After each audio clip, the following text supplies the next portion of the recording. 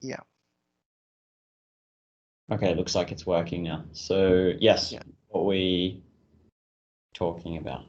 Yeah, we were talking about the way you can understand concepts in to the context of Aristotle by beginning with like examples in front of you, then integrating those together into common characteristics, and pretty much that process. So then by talking about epistemology, objectivist epistemology, we're being more precise about this way of thinking, like how, I mean, that was a very simplified way of explaining it, but now we're getting into more of the theory behind it. What's like, why do we need to do those things, and why is this process of like putting things together and using perception so important?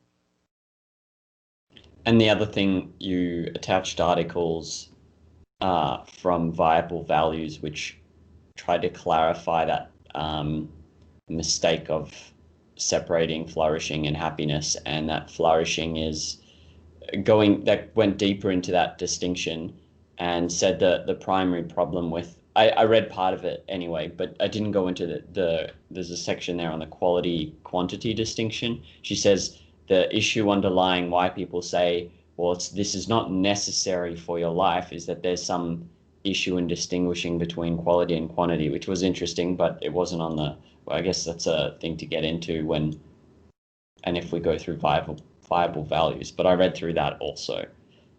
Mm. Yeah, so that was the context we were applying it. So today you want to talk about objectivist epistemology, right? Well, Or actually, OPAR. I've got a whole bunch of random questions that are epistemology related. Um, but, and then there's Okay. some from metaphysics, and if we have time, we can go into some more from epistemology. But there's no real, uh, yeah, there's no order right now. There's a bunch of random things that I wanted to chat to you about and see if you had any ideas for. Sure, let's go from there then. Cool.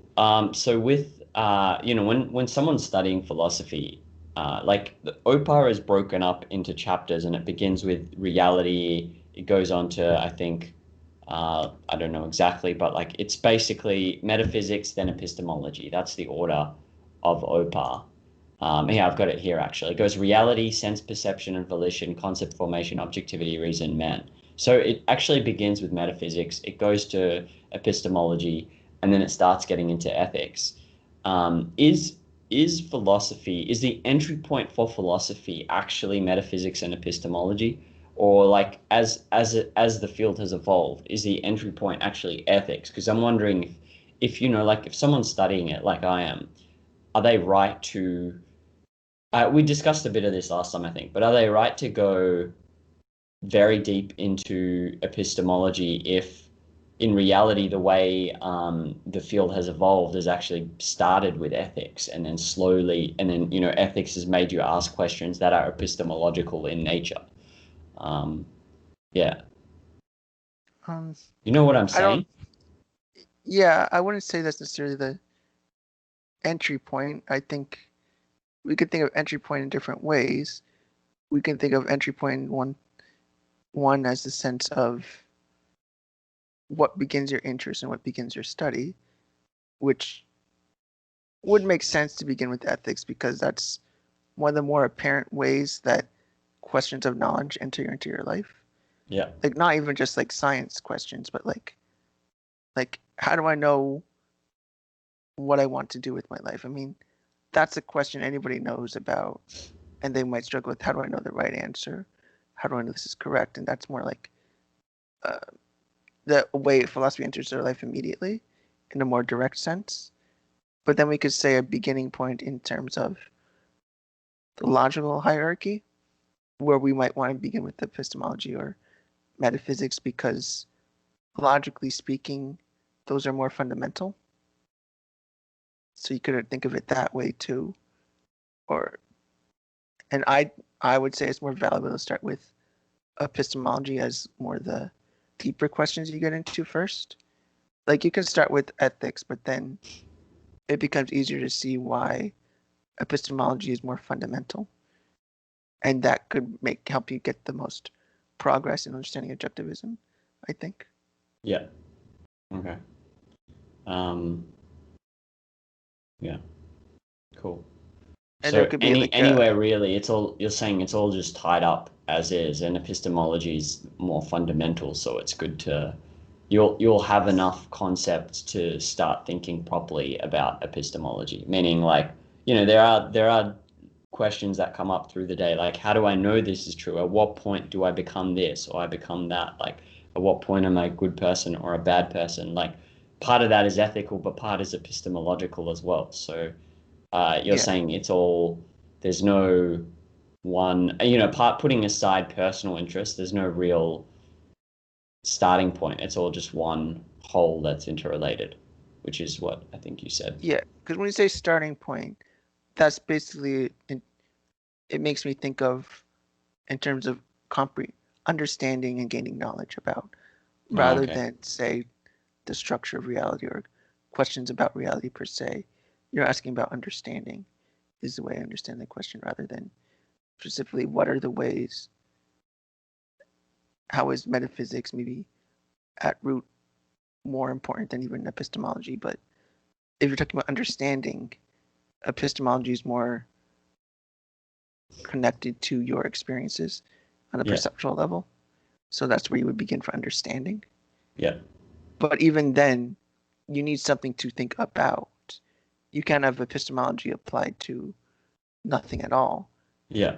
It's being applied to a way of thinking about facts of reality, about your relationship to reality. So, of course, those questions of ethics will enter into it. Okay. And other philosophies might not actually approach it that way, because they might say, oh, those ethical considerations are personal and they don't transcend or go beyond or go separate from human interests. Like maybe a Kantian look would be like forgetting about what your interests are, how it relates to your life. Like what are just the facts of things separate from people, separate from even human considerations. It's just the facts in a way, but not only just the facts, but ignoring personal interest or any direct influence of perception. So in contrast to like a Kantian outlook, this is trying to use the evidence of things before you, while a Kantian outlook might be using pure reason to come up with what's important, and then using evidence in reality or things in reality to analyze that or apply those concepts. Okay. I Cool. know that might be a bit of a mouthful, but I'm just saying there's a distinction between the objectivist way of doing things and other philosophers. Yep.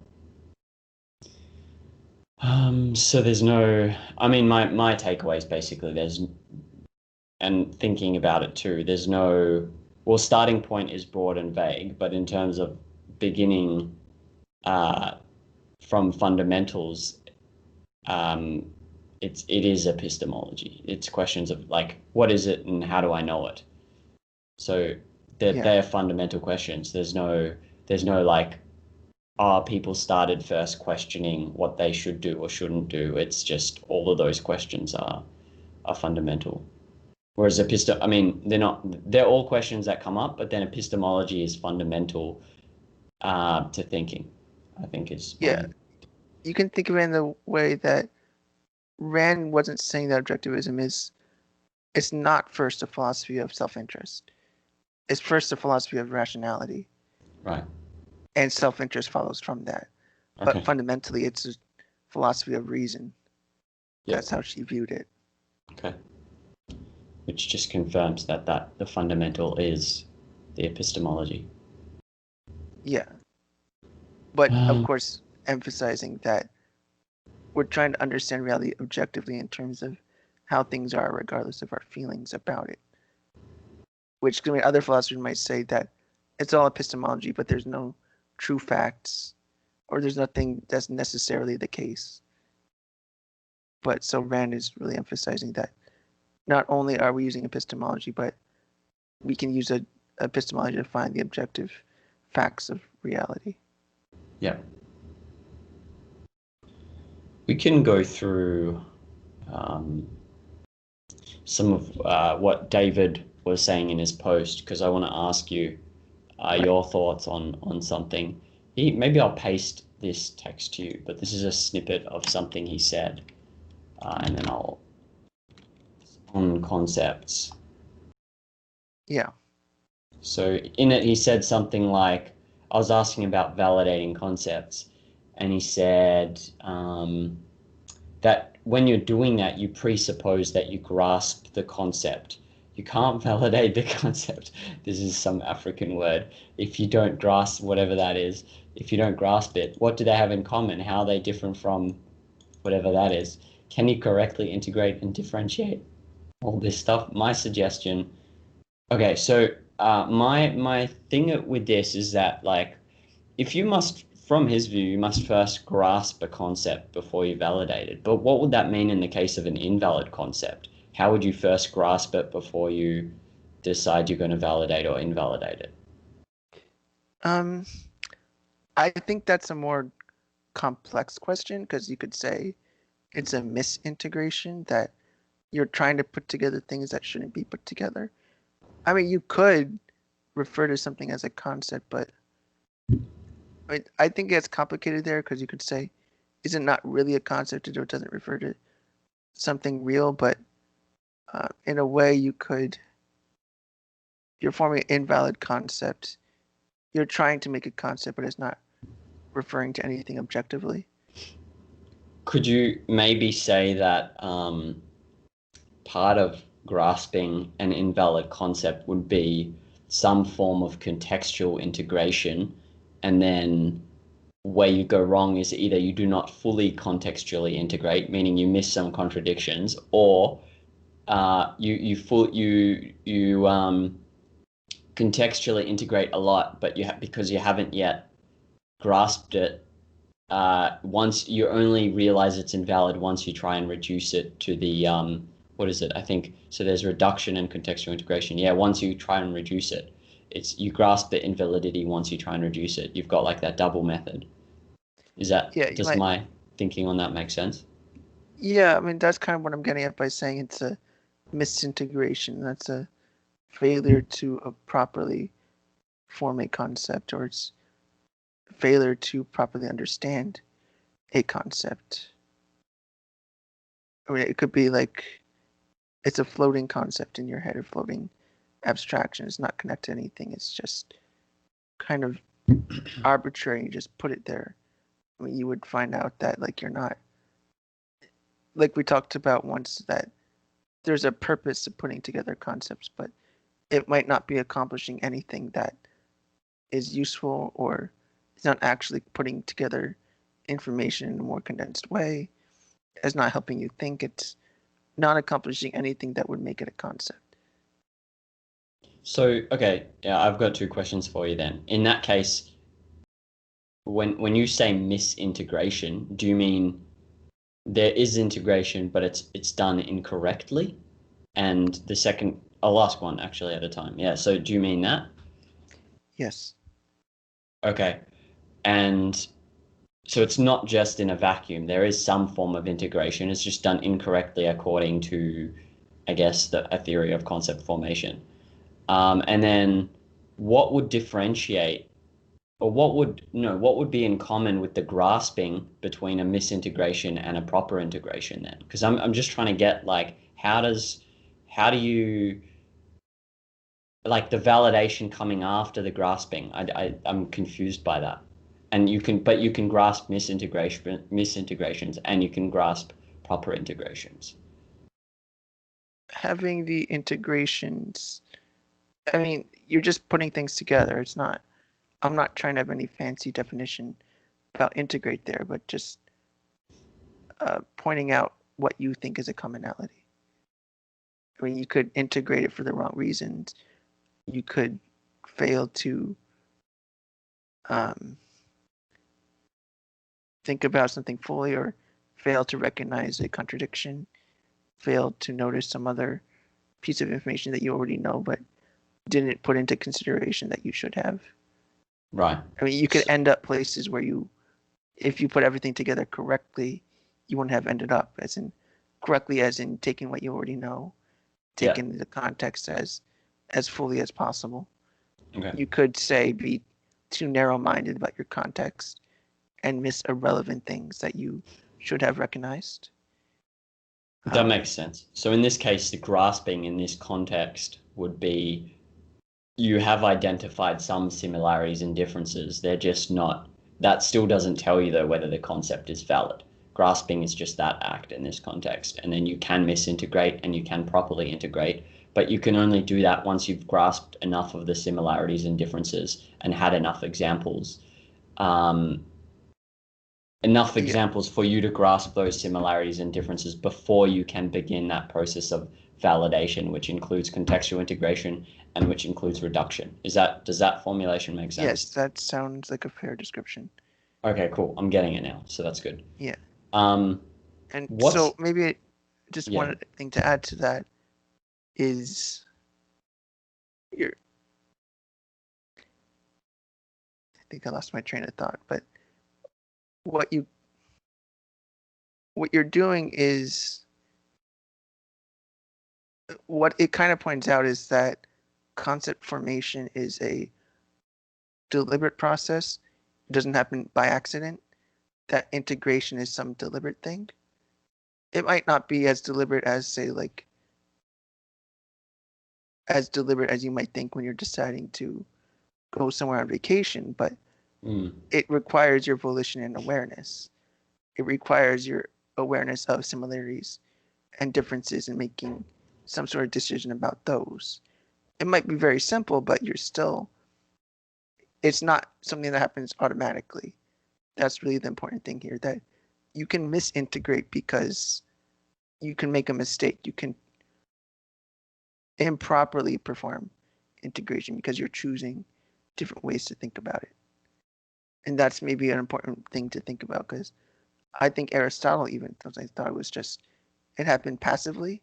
You didn't need to be in control of it, because to him, maybe that was the only way to be certain it was objective, because your feelings and thoughts wouldn't get in the way. Sorry, let's rewind there. What did Aristotle think, that Well, it was a passive process? yes, he thought of it as more as passive, that things had fundamentals as by its nature, metaphysically, that there's something about apples that make them apples. There's something, an appleness to apples that exists within them in some way.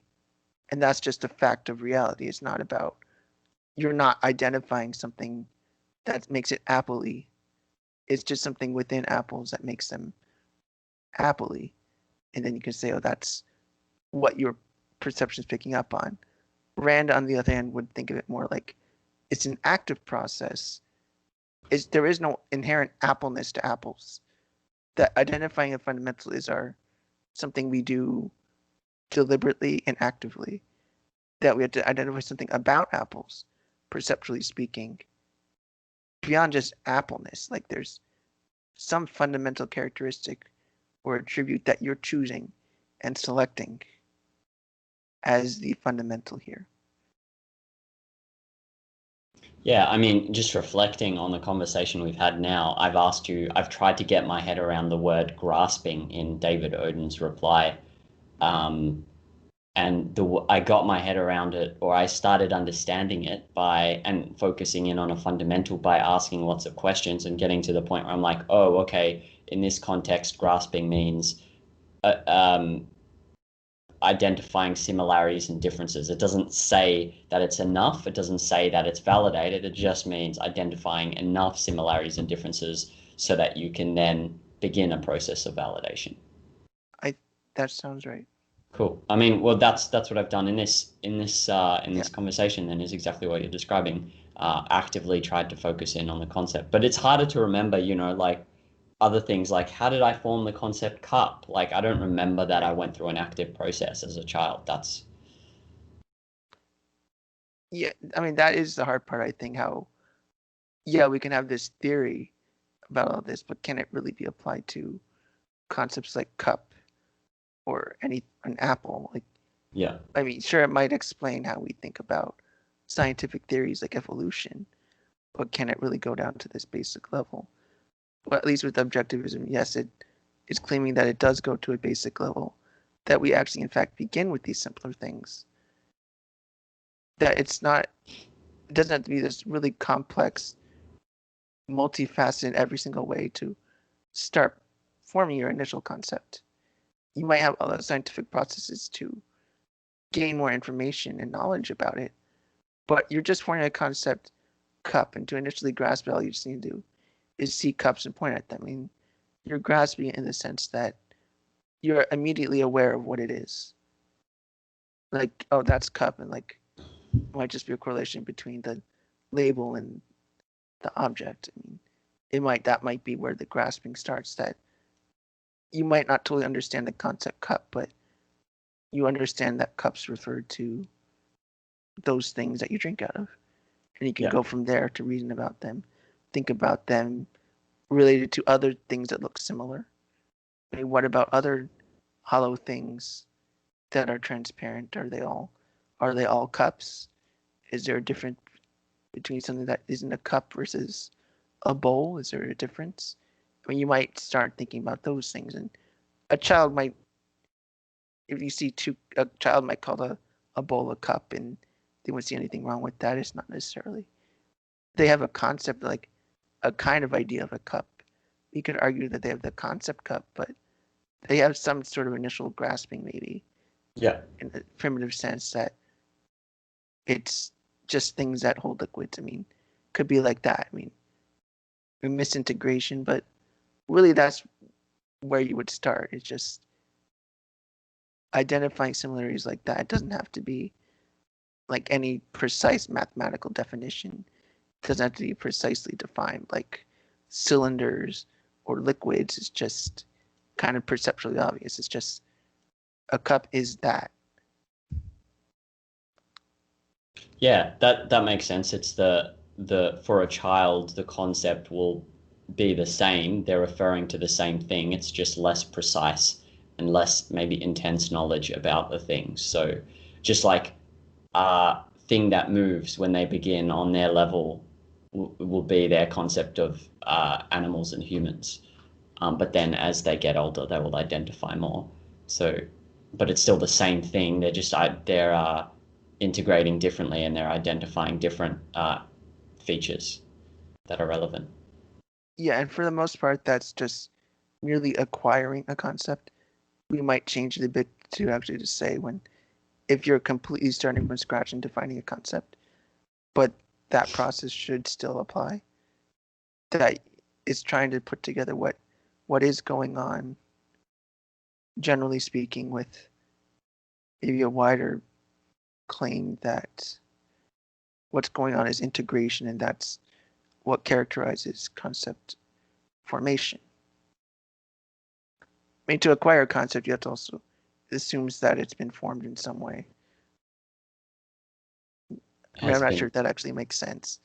I just kind of threw that out there. But well, using his distinction, it does. Using David's, he's saying there's forming. At least this is how I've understood it. So it could be wrong. There's forming concepts, which is like you're identifying something in reality, and then acquiring concepts, according to him, is someone else has formed the concept and labeled it for you, and then you're just making the observations to then grasp that concept. That's how I understood what he said. Right. So. Yeah, I think that sounds right, actually. Yeah. I mean, it's not a hard line between the two, but we can see a difference there. That concept formation might be even more uncertain than concept acquisition, because I mean, concept acquisition presumes at least that you can integrate some characteristics and find fundamentals and things like that. It's just that concept formation has no other basis to go on, has no prior person to say this is the right track. You can easily make more mistakes with, say, imagine trying to come up with the concept of evolution. Nobody came up with it before. So you should be able to both go through the process of same things that go on with acquire a concept, at least the fundamental aspects, and then the additional things to make sure it's correct.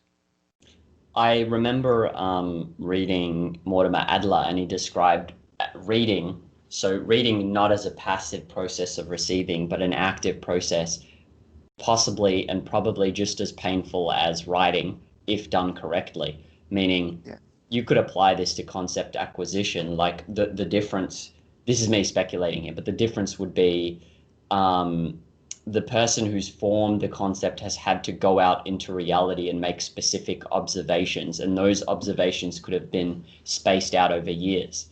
Whereas someone who's acquiring the concept has already been pointed out that locations or equipment they need to make the observations.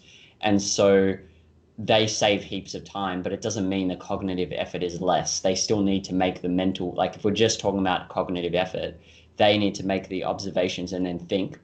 And it being an active process, they need to go through some mental effort. And so it may just be as painful, but it's quicker in the sense that you don't need to go out into reality and find, oh, okay, I need a telescope, or I need to do this, or I need to go into this jungle in this place here to make this observation. You save time in that sense. That's how I'm thinking of it, just based off reading Mortimer Adler. Yeah, I think that's a very similar point. That it was really about the saving time is what concept acquisition does. But as far as concept formation, which we're really getting into, it's maybe even finding the deeper fundamentals to that. Like, how is it that anybody was able to do it in the first place? How do we know that anything refers to something true in reality? I mean, what if it's all just a story that we tell ourselves of how we put it together? Like, oh, here's a nice story of how you form the concept evolution. Like, Darwin has a nice story about going on the Beagle to the Galapagos and studying finches for years. And it's a cool story. And here's the story of how he created evolution. Mm-hmm. It's merely a way he felt about it or thought about it rather than any objective fact. So we're trying to find something about what's going on here, what's even more deeper into here. Like, how do we know anything is correct? Like, can concept formation occur in a way that refers to facts and reality? How do we know that our concepts refer to reality? Well, I mean, we can assert it, but where's the evidence? How do we know? And that's really, to me, what objectivist epistemology tries to do. That, okay, we have concepts, but here's a theory that we can both maintain like allegiance to the senses or see the validity of the senses and the senses as our fundamental evidence for everything. How do we use that to create a theory of concept formation? And that's what Rand's theory does. I mean, it's taking the perceptual level and saying, how do we then reach concepts like evolution or concepts like sadness or concepts like justice? That makes sense. It reminds me of I think there's some part in Opa that I read where he said something like, "How do we know what we know is true?" Or I don't think that was the formulation, but it was a very eloquent answer of like, it was something like, "Well, we've identified the senses, we've validated the senses, we've validated concepts, and we've validated logic. So that's all done." And it said, I don't know, I have to find it for you, but that was the way it addressed it. I wonder if I can find it now. Mm-hmm.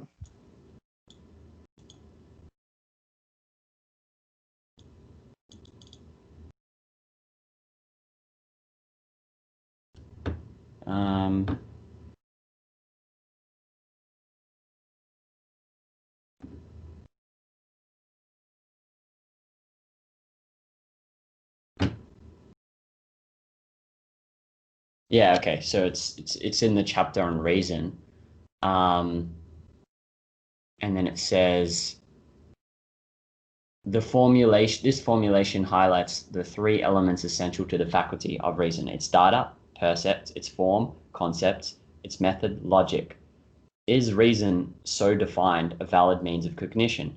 Does it bring man knowledge of reality? The question reduces to, are the senses valid? Are concepts valid? Is logic valid?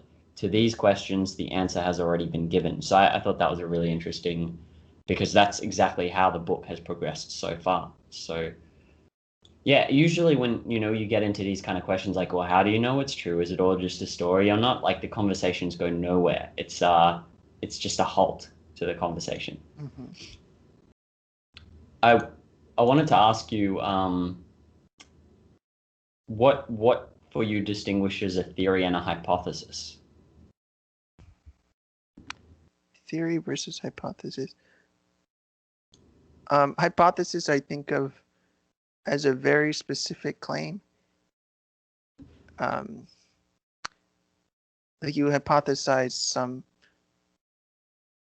that one set of events or actions or one set of entities acting will cause some consequence. Like you might predict, that if you let go of an apple on top of the Leaning Tower of Pisa, it will fall down and hit the ground. I mean, that's a pretty basic hypothesis, but you can imagine if you're on another planet, like, how do you know it's going to go down instead of up? It happened on Earth, but it's going to happen on Mars. I mean, that could be a hypothesis. You're based on everything you know, you'll predict that when you drop an apple, it goes down. A theory would be a more broader explanation of multiple facts and concepts within reality that you refer to. It's like a set of propositions that fit together into an overarching way of predicting events and behavior of entities, things like that. So evolution would be a combination of different observations and hypotheses that are confirmed. You end up with a theory that unifies many, many concepts under one idea. Like maybe in the same way that we have all these aspects of Rand's theory of concept acquisition, and we unify them together as, say, objectivist, the objectivist theory of concept formation, that we're combining many different propositions and facts that have been validated into a wider theory that can be applied to other hypotheses. Like based on this, is there something we can say that'll happen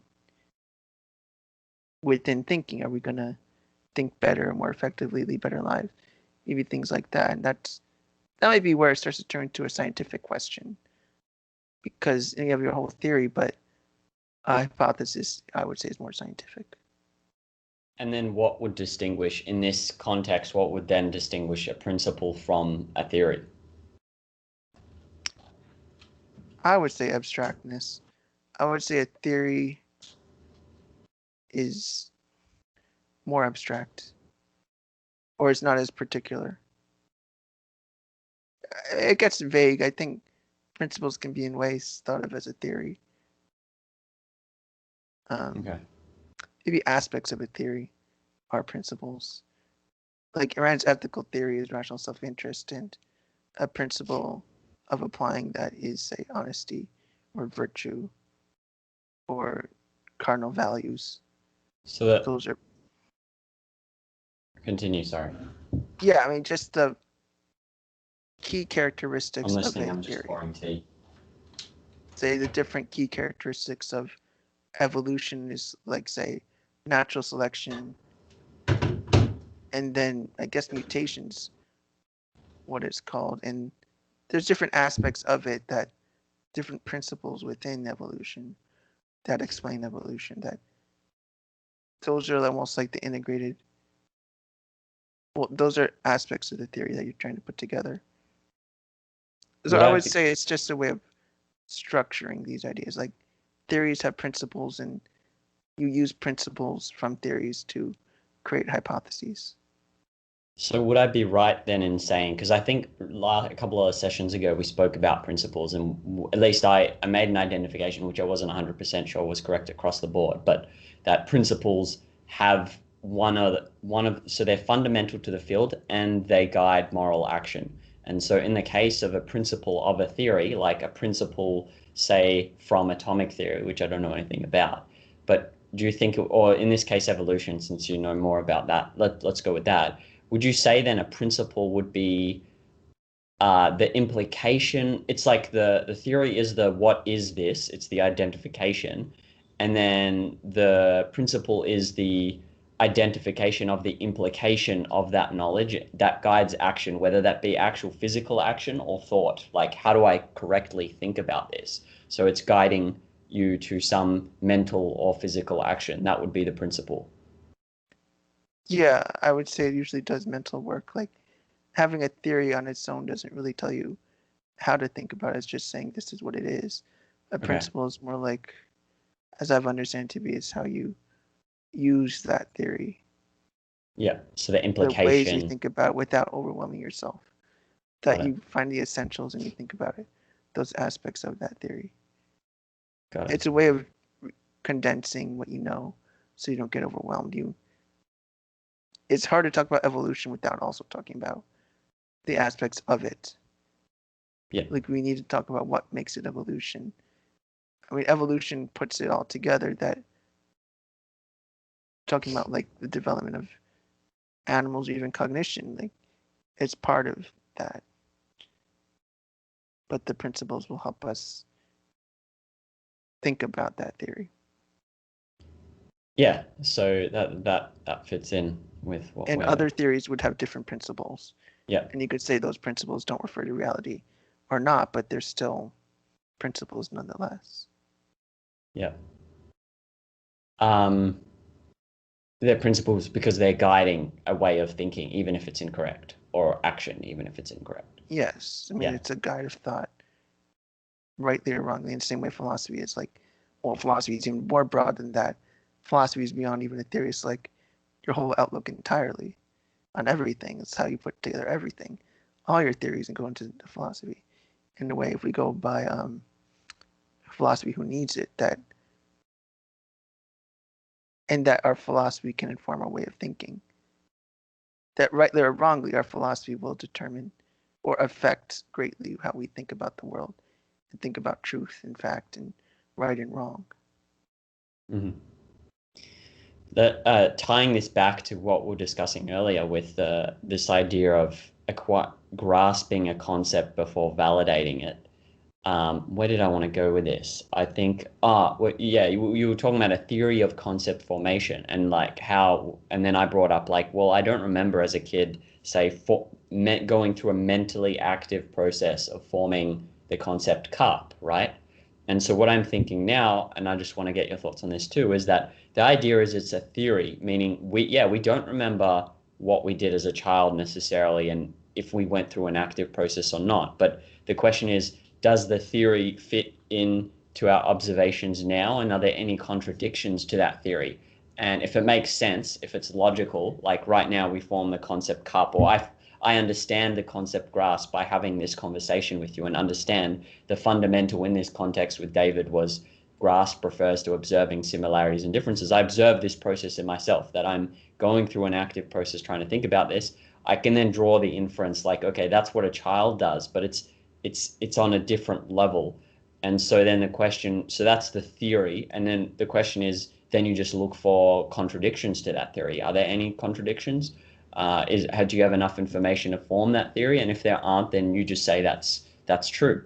Or would you say that's a correct view of like, am I thinking about this theory of concept formation correctly? I'm not really sure. I would say that it is I right don't know to if I fit. was sort of grasping for words. I don't know if I worded that simply Okay, I'll enough, put it but this way. I mean, Rand created a theory based on her observations.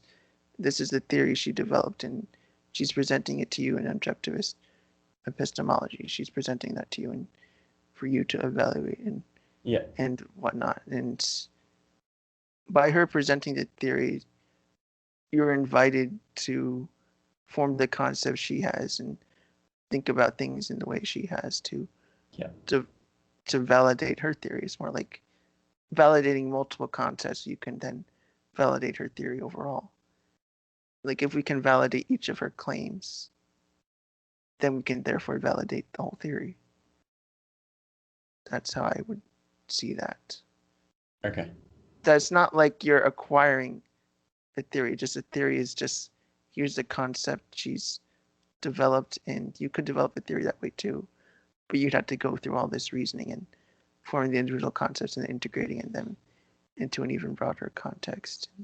That takes a lot of thought, but Or just look at us now, right? Like, look at yeah. me trying to grapple with this. So yeah, I mean, I would have never come up with this, I'm sure.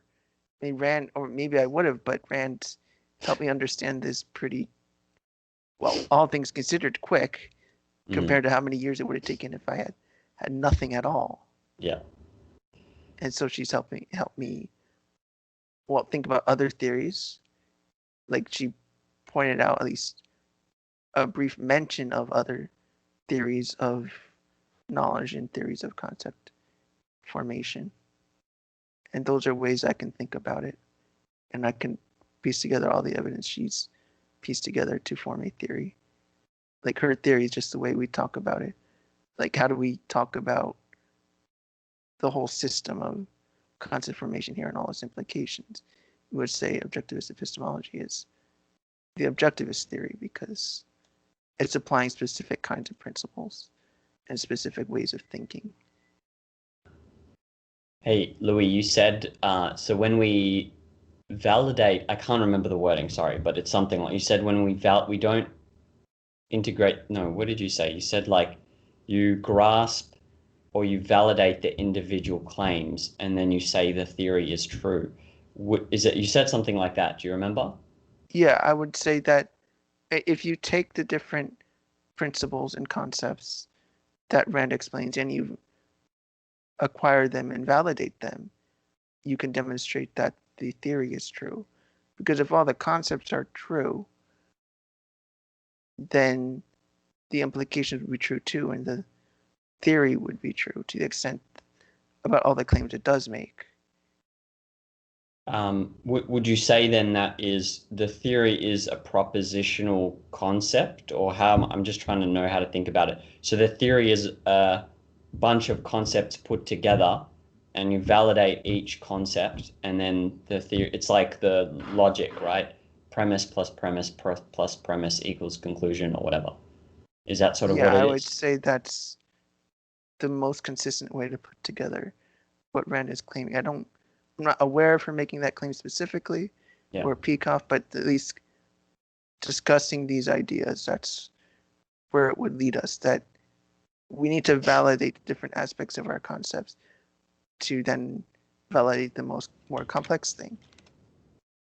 In the same way that, like the concept presuppose, that if you're presupposing something, so if a theory would presuppose certain concepts, and you can't demonstrate that it's true unless you've also demonstrated that concepts below it are also true.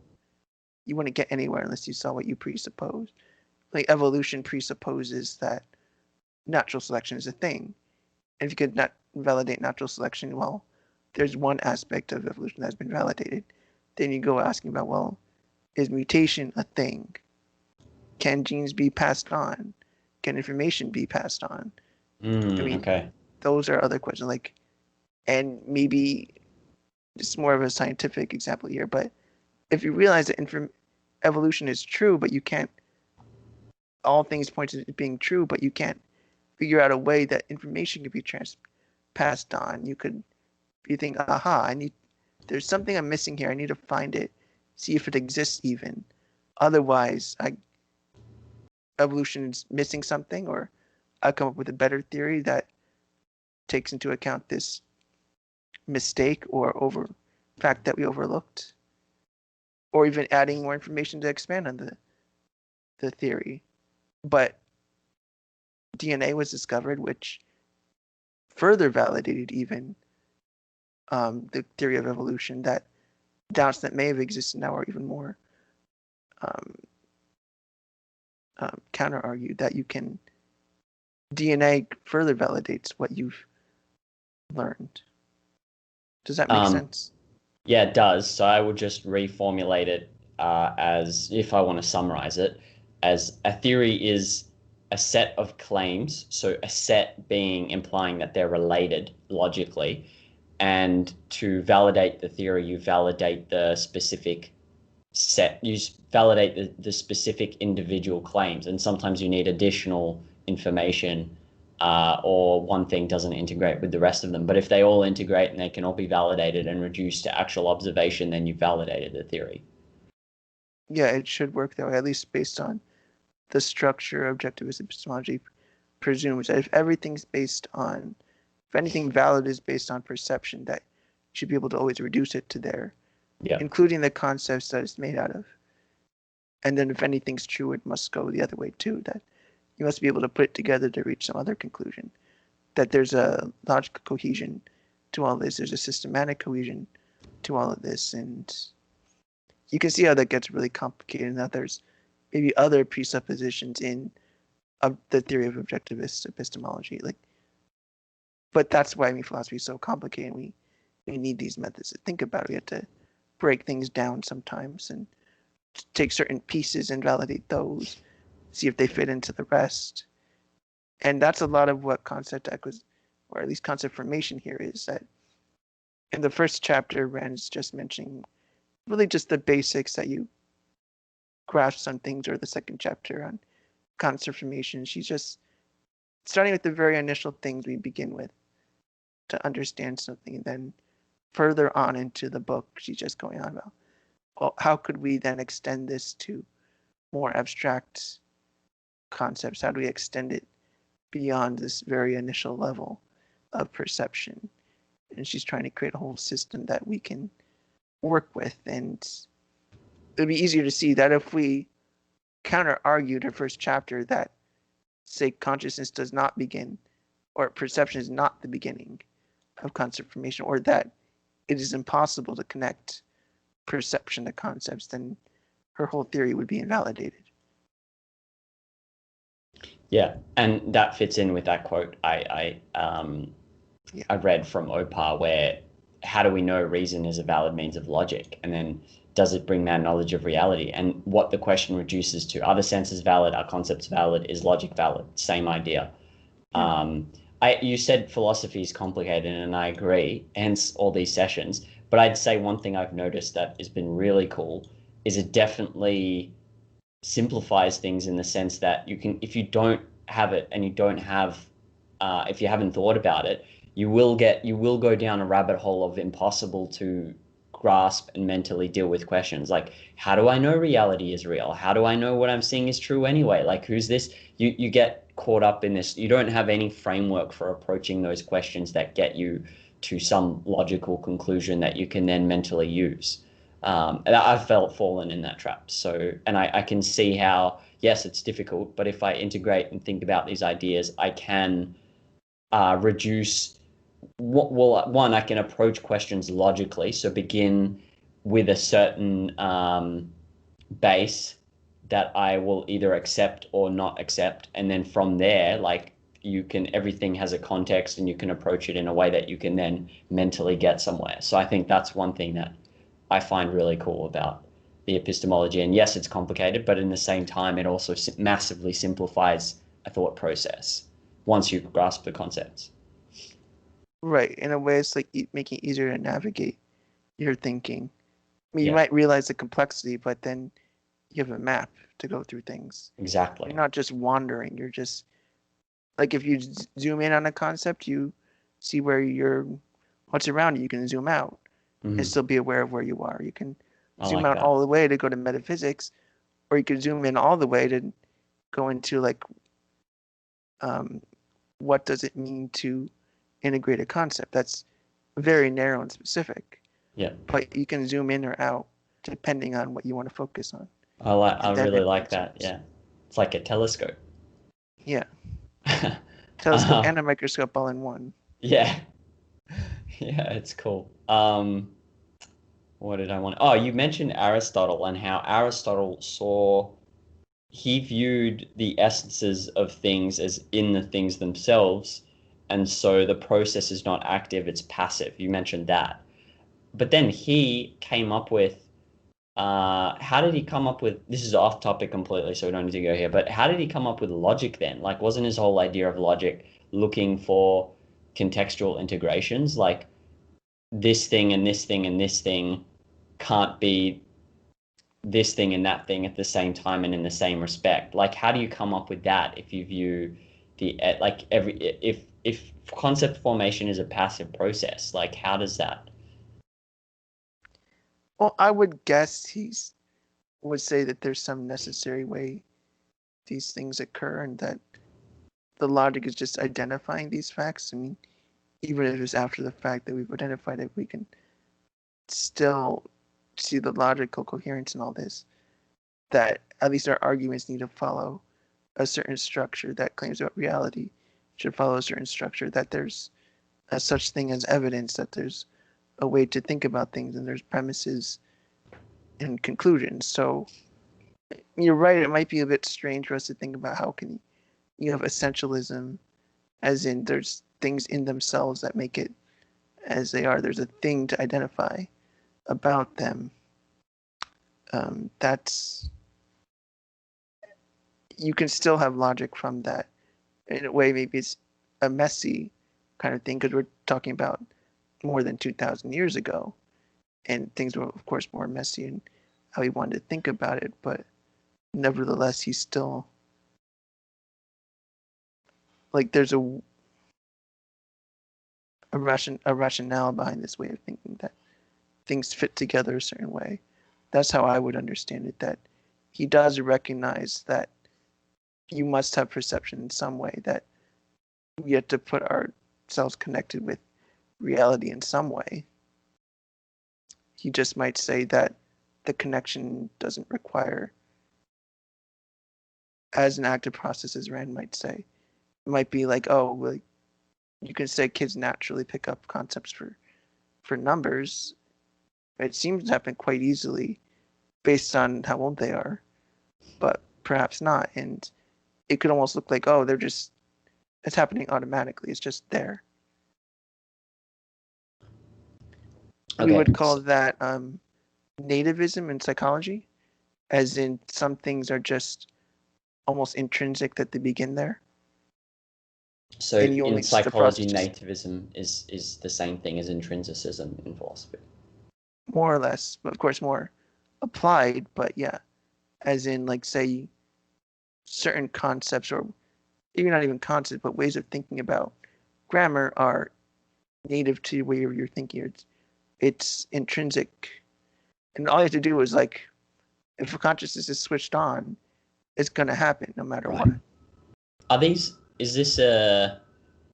I mean, I've got a lot of questions, but let's just go back to the relevant ones. So I understand what you're saying, and it does make sense if I've got it correctly. So basically, when Aristotle was thinking about mental processes, he realized or thought a part of it is passive, the part that observes the essences. Like father, where is the fatherness in father? Like it is out there and I just receive it. But then for me to formulate like propositional knowledge and combine all these different things into like a phrase or a theory, I need to validate it logically.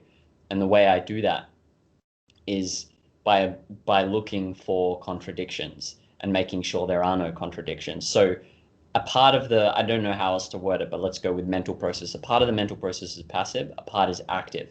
The part that's passive is the part that receives the essences, and the part that's active is the part that tries to then fit all these things together logically into propositions.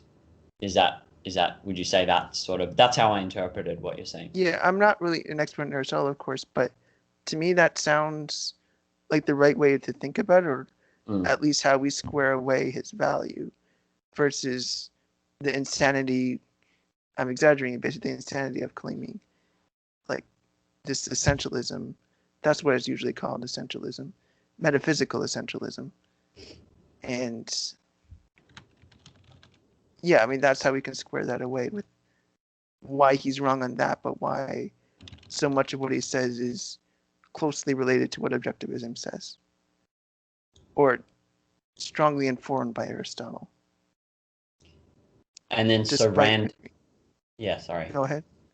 I was just going to say so both Rand and Aristotle discuss validation of knowledge. We'll go with that. But Rand also discussed validation of the concept itself. And so part of that includes reduction of the concept to actual observations because of the fact that essences are not something that is passively received in the thing.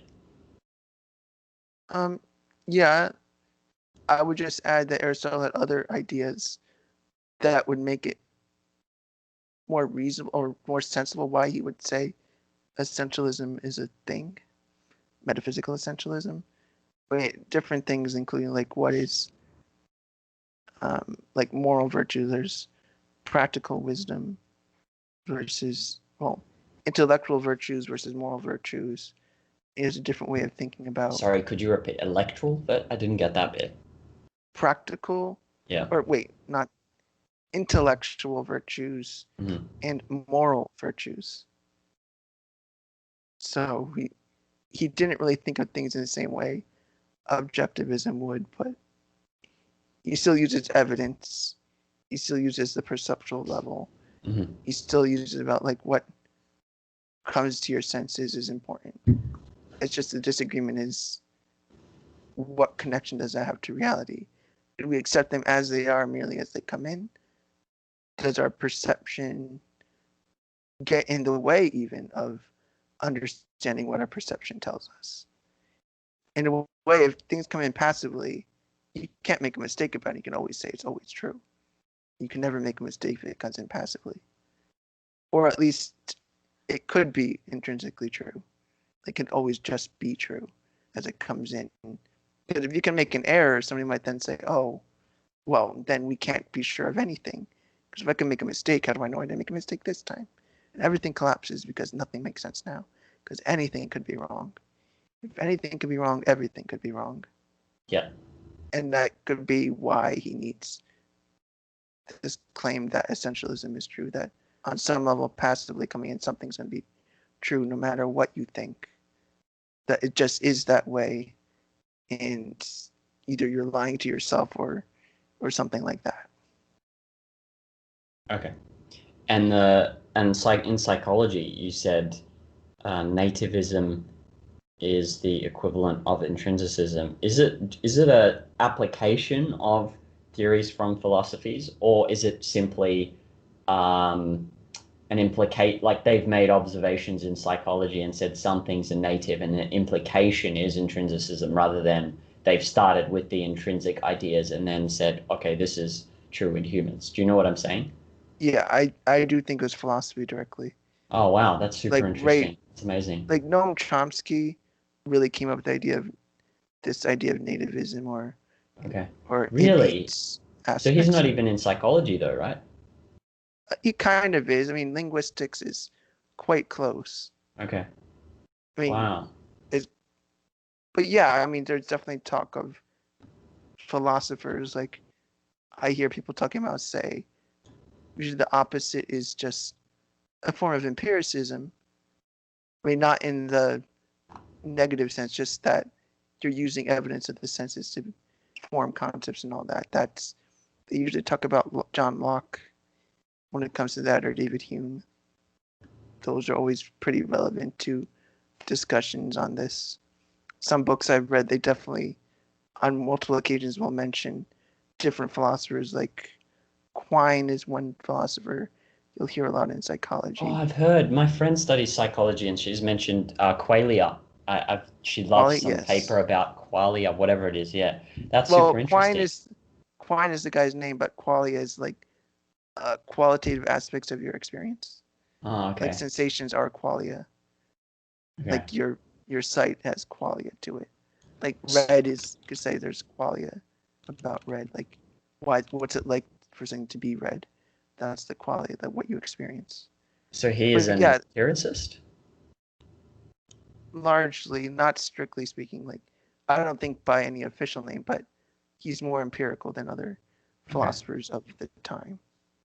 So Wow. there's a lot of connection between psychology and philosophy, especially about concepts, or like concept acquisition, conceptual development. That's always very important to that area of philosophy, probably more than, or that area of psychology more than anything else. And I mean, that's in a way, that's why I got into psychology, because it's so philosophically relevant without being purely philosophy, that it is scientific questions and scientific precision. It's not that philosophy is imprecise, but I like getting really deep down into it, really the nitty gritty that you need specialized knowledge and specialized everything that you have to be a scientist to do. I remember listening to an interview with, I was just looking it up to tell you as well, Lisa Feldman Barrett. She writes about emotions. Sounds familiar. Yeah, and I listened to the first 20, 30 minutes of the podcast, so I didn't listen to the whole thing, but I remember the first 15 minutes of the discussion was about universals and how emotions aren't universal and something like that. So it sounds like she also read a lot of philosophy and then applied that to her thinking about the field too. But I didn't get the whole theory or whatever she was saying. So that's interesting. Sometimes it just gets transmitted down through psychology that you're inevitably gonna sound like you're talking about philosophy if you've understood psychology really well. That if you're going to be talking about concept acquisition and conceptual development in psychology, you almost can't avoid talking about philosophy. Yeah. Or even if you didn't know about philosophy, anything you say will have a philosophical connection, whether you realize it or not. Yeah. Which is a lot of what Rand says too, that we all need philosophy because we all use it, whether or not we realize it or not. It's always coming down, like development throughout history is always about ideas, and that our ideas will make their way down to everybody at some point, or the ideas that we're not without a philosophy, that we've all either been influenced or developed our own or whatever it might be. There's always something philosophical about the way we think, and philosophy always helps inform us and help us think clearly. Yeah. I remember listening to a podcast no, it wasn't a podcast. There's some group that was studying OPA. So I listened to the first one about reality, and there was a discussion about each of us having a philosophy, and that no, we don't each have a philosophy, but you need philosophy is an integrated way of thinking, and you do need it if you want to succeed at life, I guess I don't know how else to formulate it, but otherwise what you have is just a patchwork of philosophical ideas, but they're not necessarily integrated. So everyone has a patchwork of philosophical ideas. Not everyone has a philosophy, which I like thinking about it that way because I can see how it is true. And then, epistemology you might have a patchwork of contradictory ideas about knowledge acquisition. Right. I want to go to the second part, another quote from David to discuss. That was like we just discussed one part, which is funny. Yeah, which one? Yeah, so I'm going to paste it to you.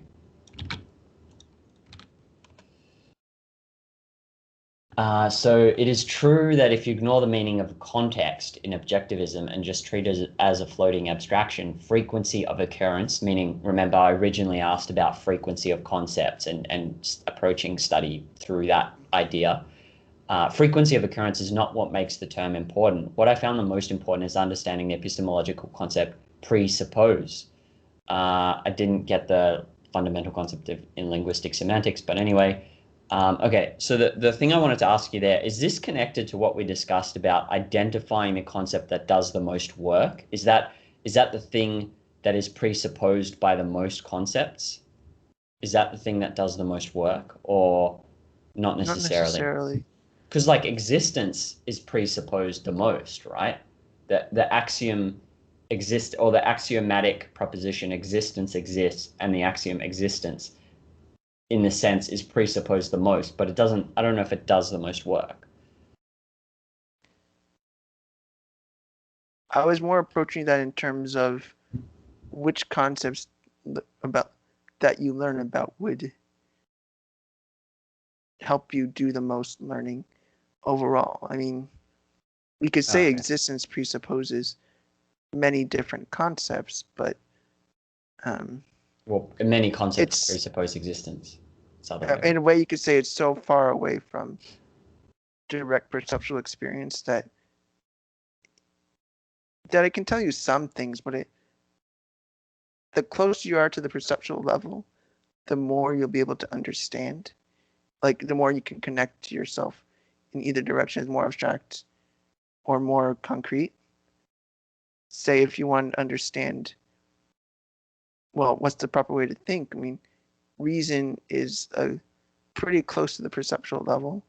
and relatively abstract that you can, it's both a method and it's also identifies facts about reality, and it's also close to what's perceptual or what's more direct in your experiences. So of course, existence isn't like, you don't experience all of existence at once. It's like you don't experience all moments in time at once. You still have the past and the future, Yeah. or the past that has existed. And you don't just talk about existence as a whole, but you can't talk about just atoms because for one, you can't even see atoms.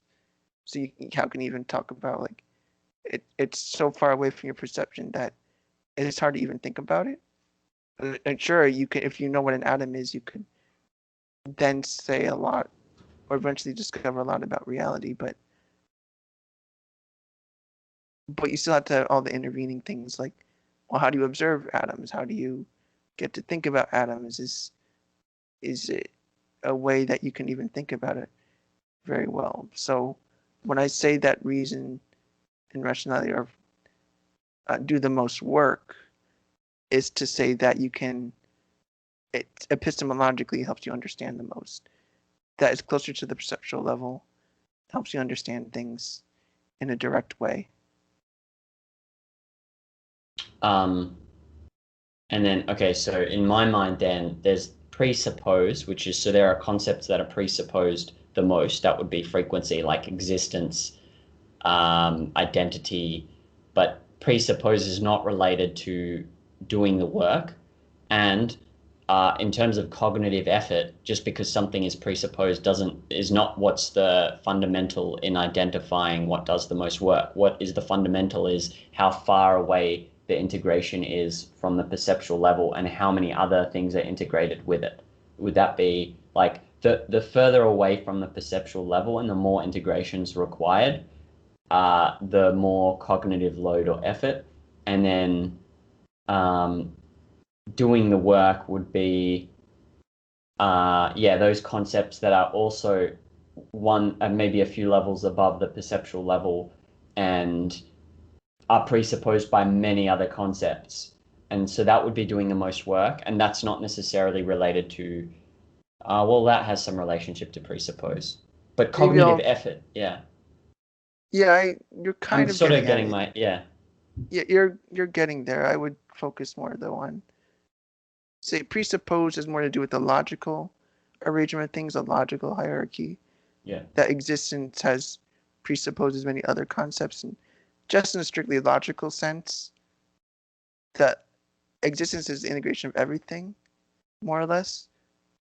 And then you split it up apart, like say split it up into two pieces. What would that be, or however many pieces you want to split it up into?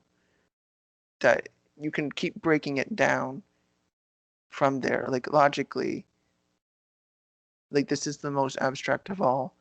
You can logically break it down into different pieces versus epistemological hierarchy in terms of what do you understand first, what's more perceptual, and then you could break it down from there. Like dog would be immediately perceptual.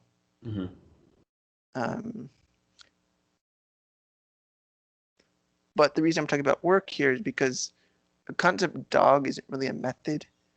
I mean, it's a concept. I mean, so if I want to say what method does the most work, if I want to understand objectivism, what concept will do the most work or will help me the most in my journey to understand? And you might say, well, that's got to be a concept of method. I mean, is it the scientific method?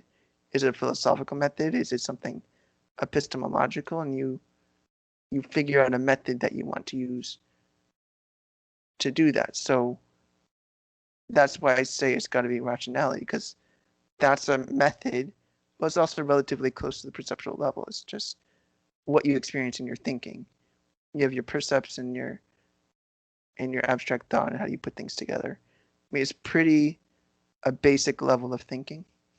It's not like you need something so complex like the methods of calculus, or it's not merely a method of just saying that two things look similar, that it's close to perceptual level, but also it says a lot about a lot of things. It's of all the other methods, it might be the most fundamental.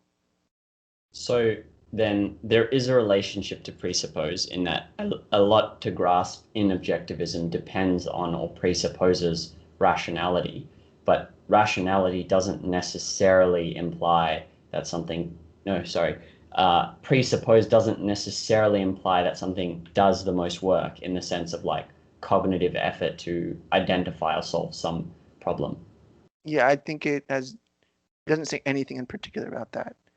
It's just there's a logical hierarchy. It says nothing about the cognitive effort required. It's Oh, just okay, saying its level okay. of abstractness. Got it. So And how much presupposes it, in this case rationality. yeah, Okay, cool.